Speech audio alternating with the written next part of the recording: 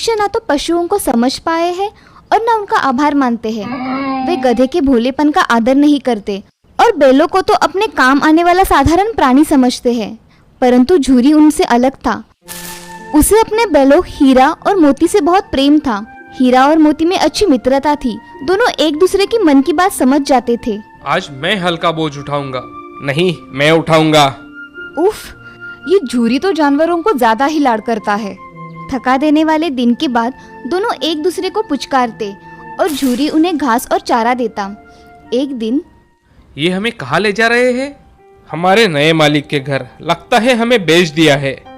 बैलों को नहीं पता था कि झूरी ने उन्हें अपने साले गया को कुछ दिनों के लिए दे दिया है। वो बहुत परेशान थे। पर क्यों मालिक? हमने आपकी कितनी सेवा की है। आपके लिए हम तो प्राण भी देने के लिए तैयार है। हीरा और मोती जाना नहीं चाहते थे। झूरी ने दोनों को कभी मारा नहीं था। मारे जाने पर वे अड़ गए। चलो आगे बढ़ो। अंततः घर पहुंचने में पूरा दिन लग गया। हीरा और मोती को छोटी सी गौशाला में बांधा और खाने के लिए सूखी घास दी गई। ये जगह, यहाँ के लोग, सब कुछ विचित्र है। चारा खाने का मन नहीं कर रहा है आज। दोनों एक दूसरे को सांत्वना देते रहे और मन ही मन जाने की इच्छा करते रहे। चलो खुट्टा तोड़कर घर लौट चले। खींचो हीरा। अगली सुबह जब झूरी की नींद खुली, मुझे तो अपनी आंखों पर विश्वास नहीं हो रहा है। हीरा मोती लौट आए। हीरा और मोती के लौट आने का समाचार फैलते ही, इन बैलों का तो सम्मान करना चाहिए। मैं इन्हें रोटियां खिलाऊंगा। ये निराले हैं, अकेले घर लौट आए। ये बैल नहीं है, पिछले जन्म में ये अवश्य मनुष्य रहे होंगे। परंतु झूरी की पत्नी भड़क उठी। बड़े कृतज्ञ प्राणी है दोनों। कृतज्ञ? कृतज्ञ कैसे? इन्हें ठीक से भोजन नहीं दिया तो क्या करते? सभी तुम्हारी तरह इनकी देखभाल करते हैं क्या? पसंद आए या नहीं आए, इन निठल्लों को केवल सूखी घास ही खाने को मिलेगी। थोड़ी ताजी घास डाल दो। मालकिन मेरे प्राण ले लेगी। उसे पता नहीं चलेगा। और पता चला तो आप मेरा साथ नहीं दोगे? अगले दिन गया उन्हें दोबारा लेने आया। मुझे इस आदमी के साथ नहीं जाना है। संभल कर, गुस्से में तुम गाड़ी को गड्ढे में ढकेल दोगे। हीरा धीर गंभीर था। गया ने उन्हें दोबारा मारा नहीं, पर अरे फिर से वही सूखी बेस्वाद घास। मैं भूखा रह लूंगा पर ये नहीं खाऊंगा।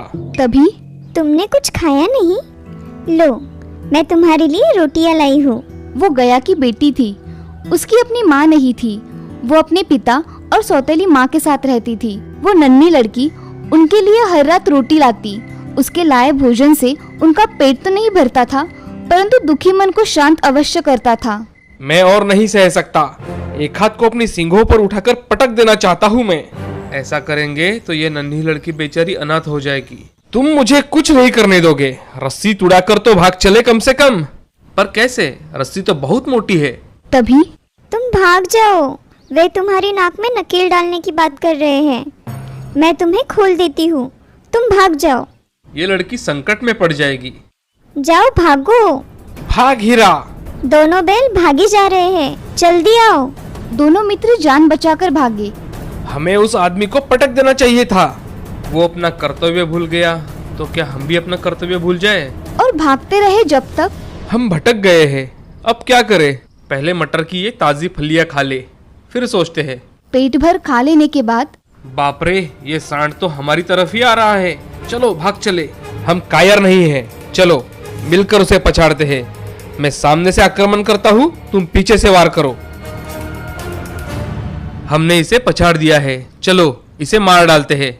नहीं हीरा, घायल शत्रु पर वार नहीं करते। ठीक है, मैं थोड़ी फलियां और खा लेता हूँ। ये क्या?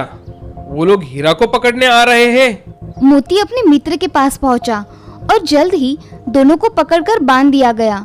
जल्द ही उन्होंने स्वयं को अंधेरी सी गौशाला में पाया। वह कई दुबले और डरे हुए जानवर थे। बड़ी उदास जगह है। अगला दिन भी बीत गया, परंतु जानवरों को एक भी दाना खाने को नहीं मिला। मैं ऐसे नहीं रह सकता। चलो दीवार तोड़ते हैं। तुम तोड़ो, मुझ में अब दम नहीं बचा। गौशाला की दीवार कच्ची थी। मोती तब तक सींग मारता रहा जब तक दीवार तोड़ रहा है? रुक, अभी तुझे सबक सिखाता हूँ।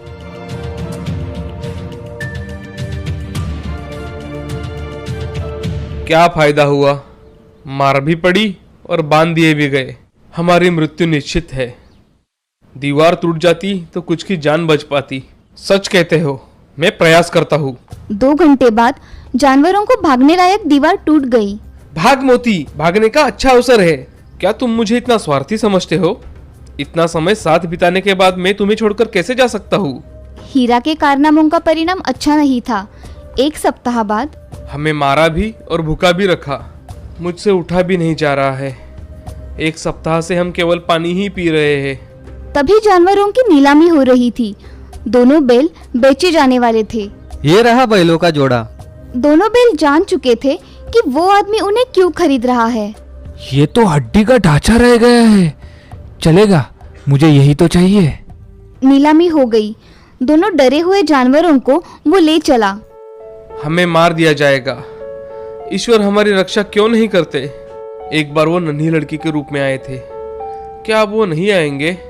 कई घंटों तक वे चलते रहे। तभी ये सड़क जानी पहचानी लगती है। हाँ हीरा, हमें इसी रास्ते से लाया था। हम अपने घर के पास पहुंच रहे हैं। दोनों ने सिर झटकाकर रस्सी तोड़ दी और फिर बछड़ों की तरह भाग गए। ये प्रभु की कृपा है। भागो, अपनी गौशाला में चलते हैं। अरे रुक। झूरी घर के द्वार पर धूप सेक रहा था। हीरा, मोती, आ गए तुम? ये मेरे बैल है। मैंने इन्हें नीलामी में खरीदा है। जब मैं इन्हें बेचूंगा तब ये तुम्हारे होंगे। मैंने इन्हें बेचा ही नहीं है। मैं पुलिस को बुलाऊंगा। रस्सी मुझे दो। मोती ने भड़ककर उस पर वार किया। तुम बहुत पछताओगे। बचाओ, मैं पुलिस को बुलाऊंगा। चोर डकैतों। जाओ जाओ। हारकर वो आदमी चला गया। तब मोती हीरा के पास गया। वो चला गया। दोबारा लौटकर आया तो? मनुष्य के लिए हमारे जीवन का कोई मूल्य नहीं है, क्योंकि हम भोले और सीधे साधे प्राणी हैं ना। दोनों बैल झूरी के पास सुरक्षित थे। वो उन पर प्यार लुटाने लगा। आओ मेरे हीरा, मेरे मोती। और उसने नांदों में खली भूसा भर दिया। हीरा, मोती, आ गए तुम?